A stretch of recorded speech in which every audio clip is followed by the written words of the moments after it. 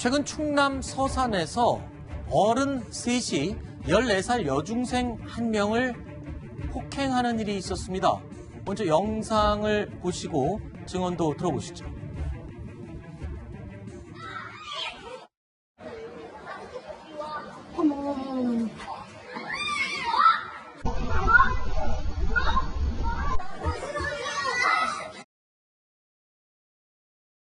네, 그리고 이제 10시 30분쯤에 이제 가해자 엄마가 전화가 온 거예요.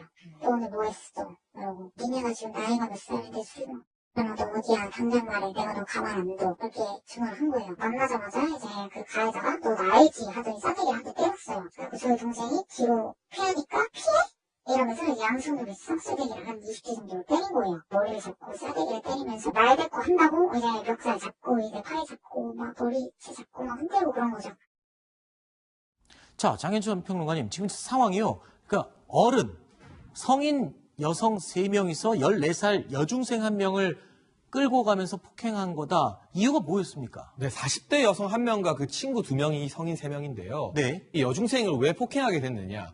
우선 이 40대 여성 1명의 딸이 있다고 합니다. 네. 근데 그 딸이 늦은 시각에 집에 만취해서 들어왔다고 해요. 아하. 그러니까 엄마 입장에서는 어린 딸이 술에 취해서 들어오니까 걱정이 됐고 누구랑 술을 마셨는지 궁금을 하겠죠. 네. 그런데 이 피해 여중생과 1살 차이가 나는데 아하. 함께 술을 마셨다고 실토를 하게 됩니다. 네. 그러자 분을 참지 못하고 바로 연락해서 다음날 만나자고 했음에도 불구하고 당장 나오라고 한 다음 그 피해 여중생을 몰아붙이는 과정에서 보시는 것처럼 이 폭행 아하. 사고가 발생하게 된 것입니다. 아니, 그런데 함께 술을 마셨다는 그 여중생 둘, 물론 1살 차이가 나지만 서로 원래 친한 사이였으니까 그렇게 네. 모여서 술을 마시지 않았나요? 그러니까 둘 다 이제 댄스 학원에 다녔다고 그래요. 아, 그리고 원래 친한 사이군요. 그렇죠. 댄스 같이 배우면서 뭐 이제 대회도 같이 나가고. 네. 이제 아마 이 동생이 이제 좀 술을 먹고 싶다 언니 뭐 그렇게 이야기를 했나 봐요. 네. 그래서 이제 그 건물 옥상에 가서 이제 2명이서 술을 이제 먹었는데, 그러니까 특히 이제 술을 먹으면서 이제 이 동생 되는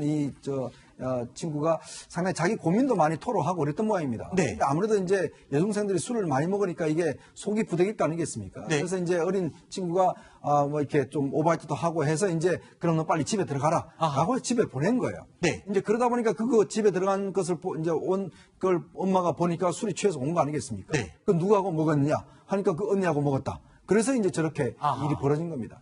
자, 미성년자인 여중생이 친한 동생에게 술을 먹였다면, 강제로 먹였다면 그릇된 행동임에 분명합니다. 그런데 이 폭행을 당한 여중생의 언니가 이 상황이 너무 억울하다면서 SNS에 글을 올려서 이 사건의 자초지정을 설명을 했습니다.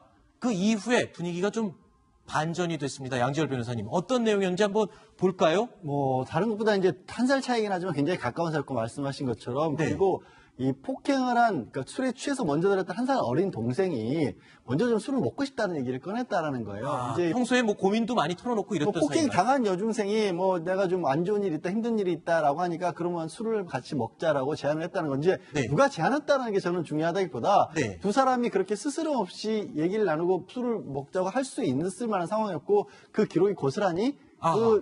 그러니까 처음에 폭행을 한 학부모의 딸 번호에도 똑같이 남아있을 거 아니에요. 네. 그러니까 일방적으로 막 안 먹기 싫은 술을 억지로 먹겠다는 뭐 폭력으로 술을 먹거나 이런 상황이 아니었어요. 뭐 괴롭힘을 하거나 왕따나 뭐 이런 폭행이나 그렇죠. 이런 게 아니라 원래 친한 사이에서 있었던 일이군요. 그러니까 잘했다는 건 아니지만 그런 아, 일을 예, 예. 같이 한 건데 그럼 저 폭행을 한 어머니께 한번 여쭤보고 싶어요. 딸은 어떻게 폭행을 해서 딸에 대해서는 어떤 조치를 취했는지. 아하. 그러니까 그냥 딸은 내 딸 피했으니까 너 취하게 한 건 너지 하면서 무조건 가서 때린 거예요. 네. 알아보지도 않고.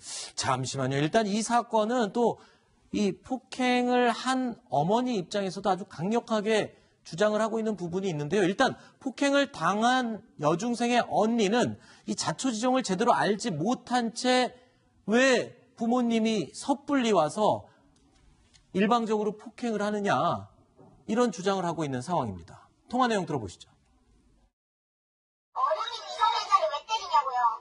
야, 미성년자가 어리니까 때릴 수 있는 거 아니지? 엄마의 입장으로서는? 엄마의 입장으로 때리셨어요? 그래, 엄마 입장으로 때렸다 그래. 왜 우리 엄마도 안 때리는 애를 엄마 입장으로 때려요? 니네 엄마 없어요? 자, 구정욱 차장. 네.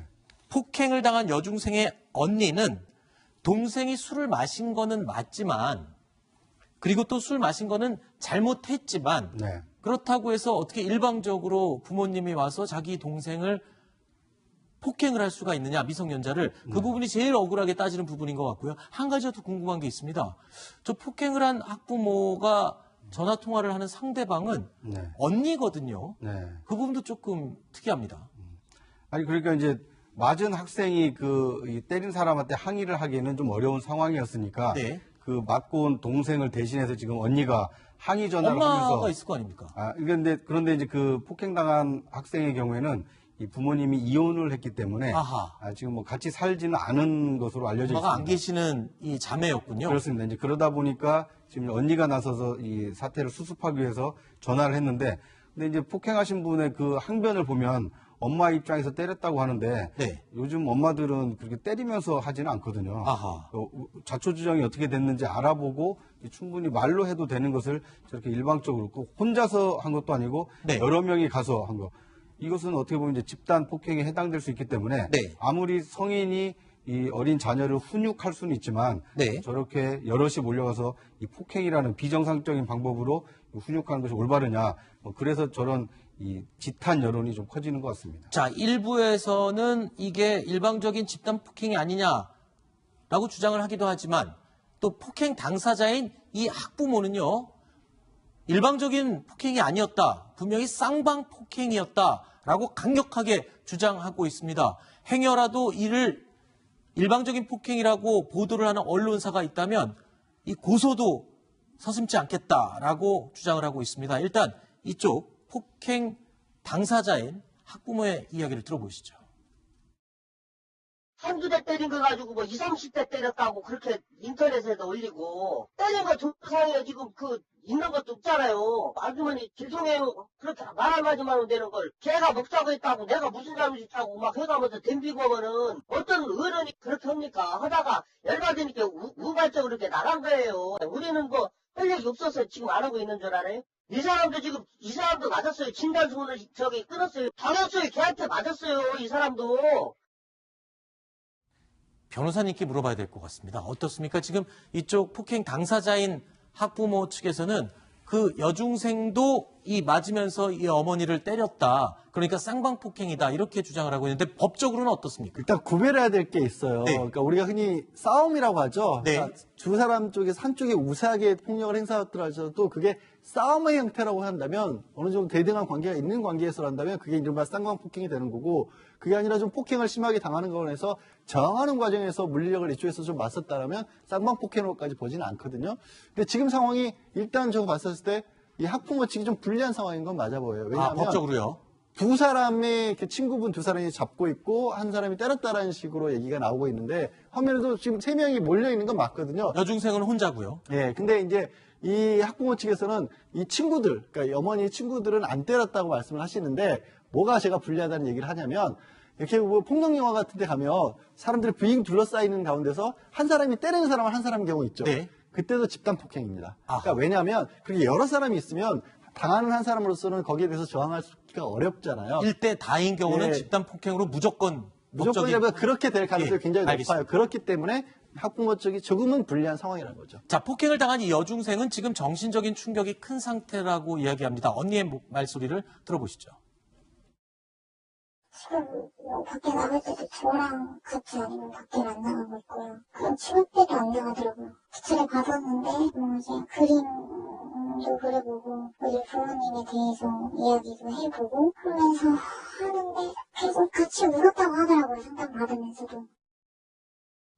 자, 이에 맞서서 함께 술을 마신 이 여중생의 학부모들도 지금 벌어진 상황에 대해서 어쩔 줄 몰라 하고 있는 건 마찬가지입니다. 정신과 어디 다니고 지금 난리도 아니에요, 지금. 지금 정신과 왔어요, 지금.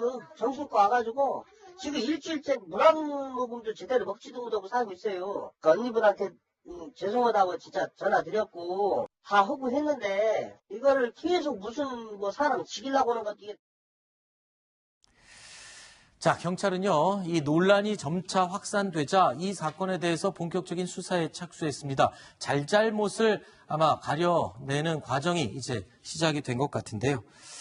자, 아이들의 호기심에서 시작된 일이 어른들의 싸움으로 확대가 된 상황이 됐습니다.